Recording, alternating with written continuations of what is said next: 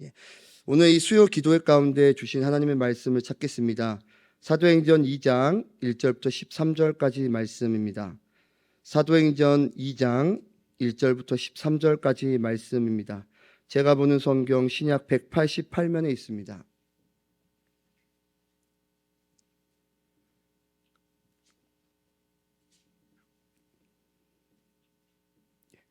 함께 교독하겠습니다. 오순절 날이 이미 이름에 그들이 다 같이 한 곳에 모였더니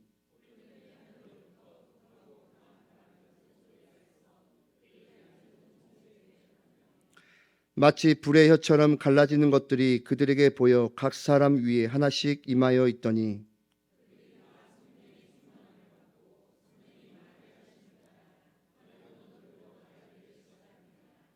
그때 경건한 유대인들이 천하 각국으로부터 와서 예루살렘에 머물러 있더니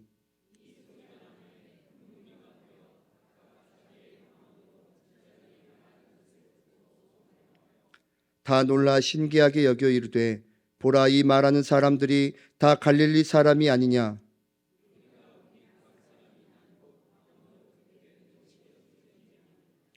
우리는 바데인과 메데인과 엘람인과 또 메소포다미아, 유대와 갑바도기아, 본도와 아시아,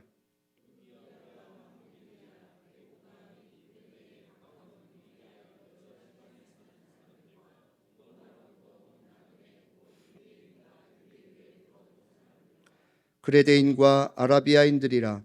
우리가 다 우리의 각 언어로 하나님의 큰 일을 말함을 듣는도다 하고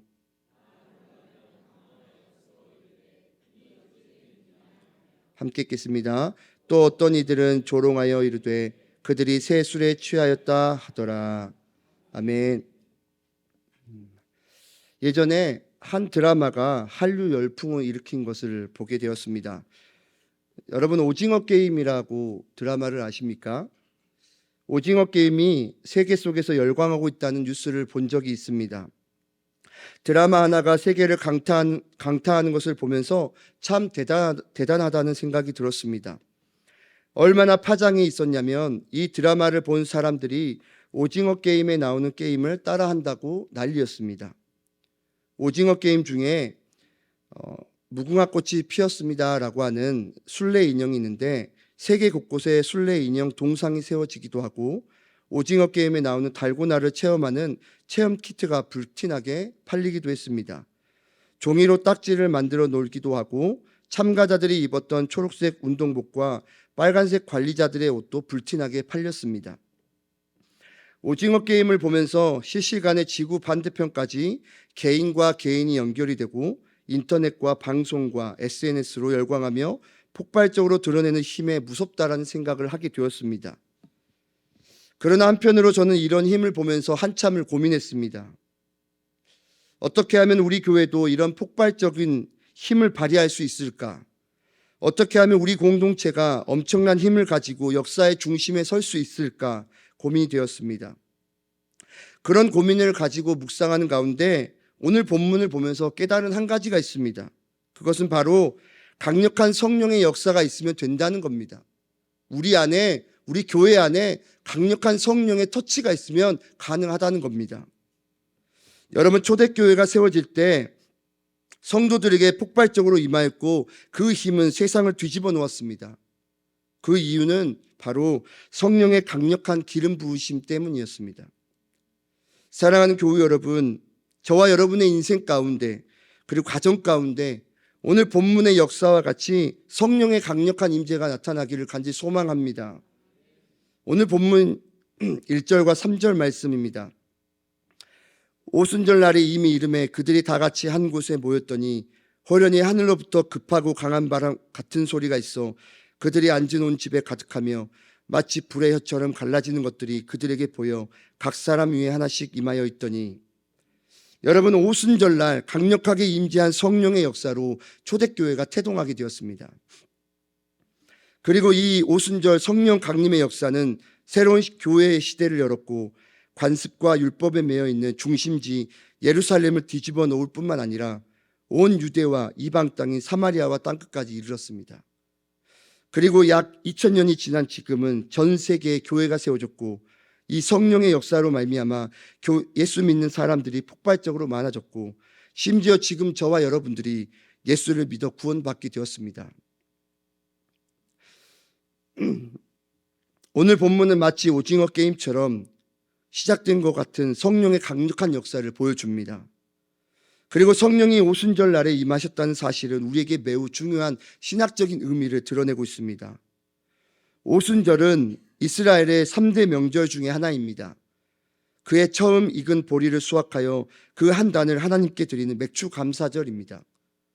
그러나 오순절이 유대인의 다른 축제 절기와 다른 또 하나의 중요한 의미는 이스라엘 백성들이 출애굽하여 시내산에 도착한 후 50일이 되는 날을 가리킵니다. 오순절이 시내산에서 하나님께 율법을 받은 기념일로 지키고 있더라는 겁니다. 여러분, 시내산에서 율법을 받은 것은 이스라엘 백성이 하나님 앞에서 하나의 공동체로 다시 시작한다는 것을 의미합니다. 그러니까 오순절이 단순히 추수감사제로서 축제를 넘어서 하나님의 백성으로 새롭게 시작하는 날을 의미합니다.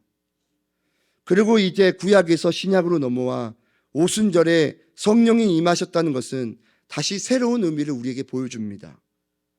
하나님께서 새로운 계약을 맺어 자신의 백성을 위해 교회라고 하는 새로운 공동체가 출발하게 되었다는 것을 선포하고 있다는 겁니다. 이런 의미에서 오늘 오순절 성령 강림 사건은 교회가 강력한 성령의 충만함 가운데 태동하게 되었다는 것을 우리에게 보여주고 있습니다. 그렇다면 여러분, 성령께서 이 공동체 가운데, 교회 가운데 어떻게 찾아오셨을까요?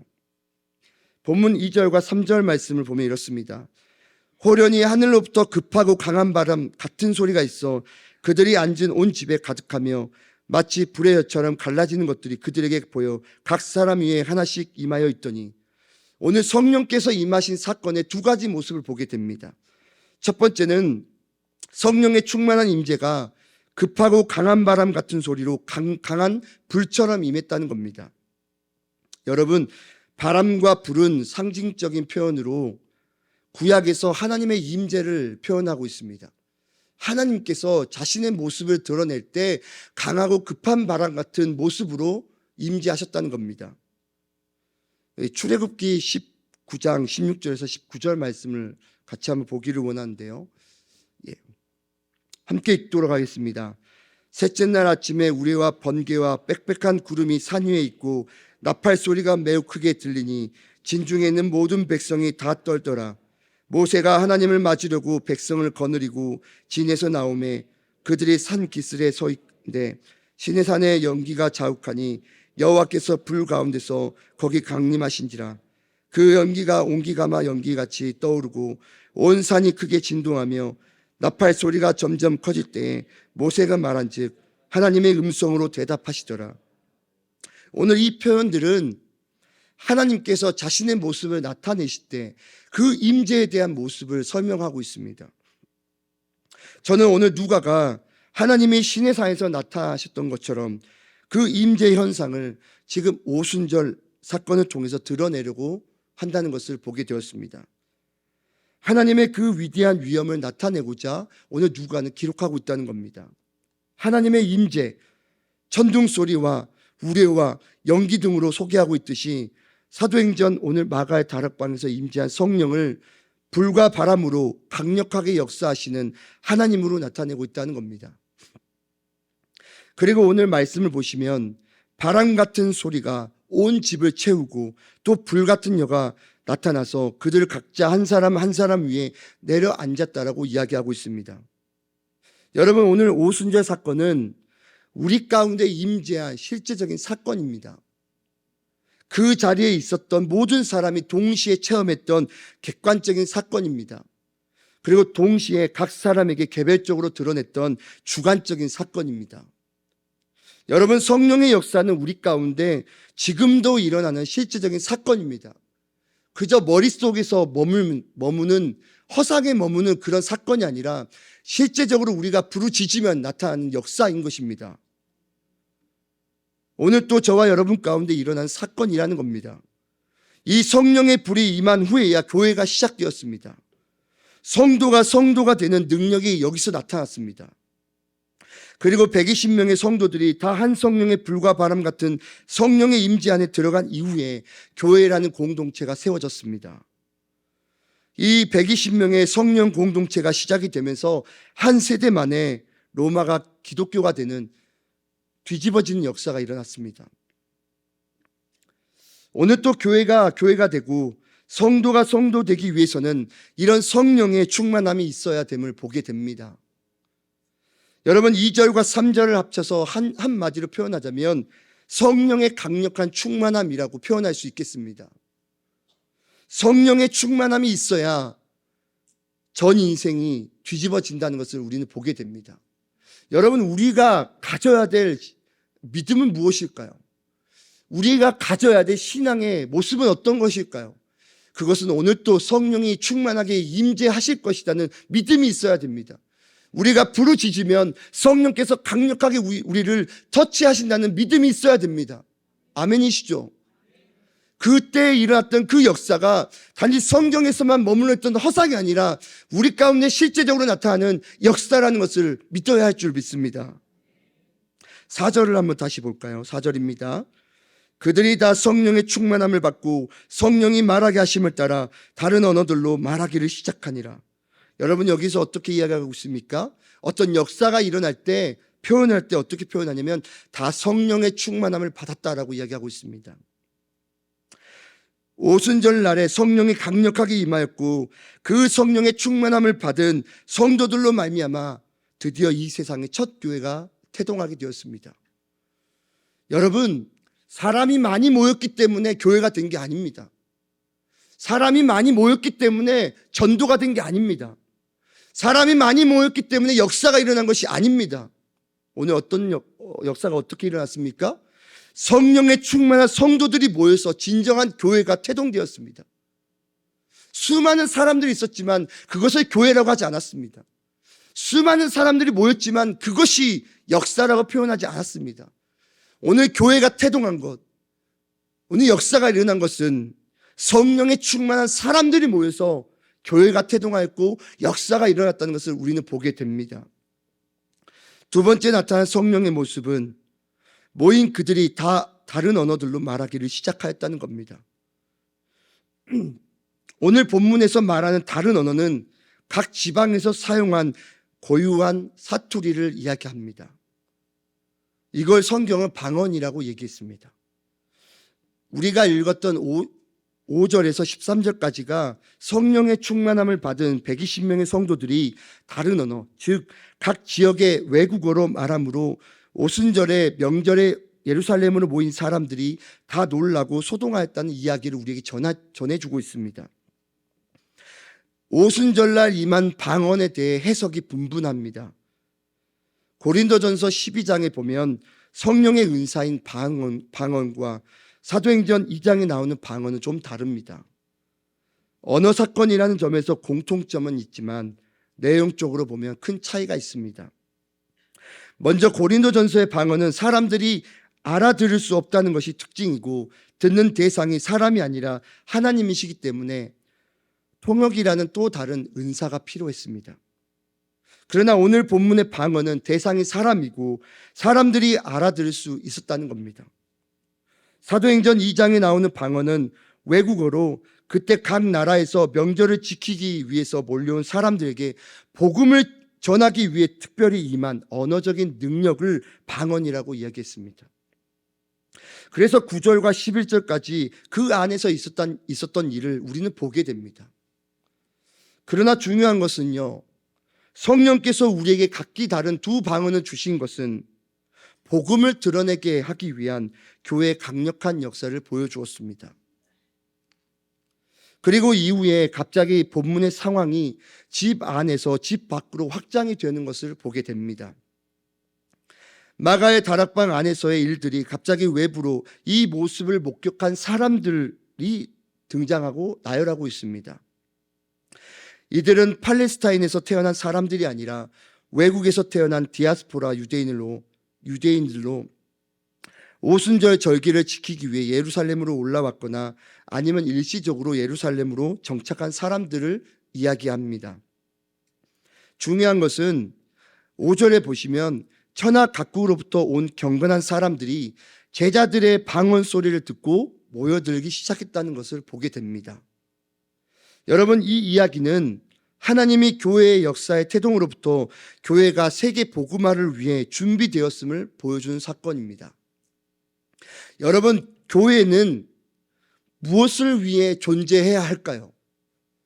교회가 가지는 방향성이 무엇일까요? 교회에 있는 우리는 무엇을 해야 하는 존재일까요? 오늘 교회의 태동이라는 것은요, 교회의 태동은 영혼 구원이라는 것을 보게 됩니다. 세계 복음화를 위한 하나님의 계획 안에 있는 산물이라는 것을 오늘 우리는 보게 됩니다.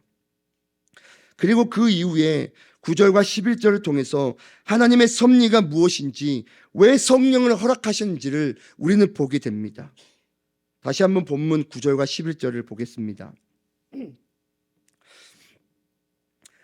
우리는 바데인과 메데인과 엘람인과 또 메소포타미아, 유대와 갑바도기아, 본두와 아시아, 부르기아와 밤빌리아, 애굽과 및 구레네에 가까운 리비아, 여러 지방에 사는 사람들과 로마로부터 온 나그네 곧 유대인과 유대교에 들어온 사람들과 그레데인과 아라비아인들이라 우리가 다 우리의 각 언어로 하나님의 큰 일을 말함을 듣는도다 하고. 여러분, 누가는 참 세밀한 사람인 것 같습니다. 오늘 여러 가지 일들에 대해서 자세하게 기록하고 있습니다. 예루살렘에 모인 사람들이 어떤 사람들인지, 그리고 그 사람들을 정확하게 기록하고 있습니다. 그런데 오늘 누가에게 이것을 기록한 데에는 중요한 이유가 있습니다.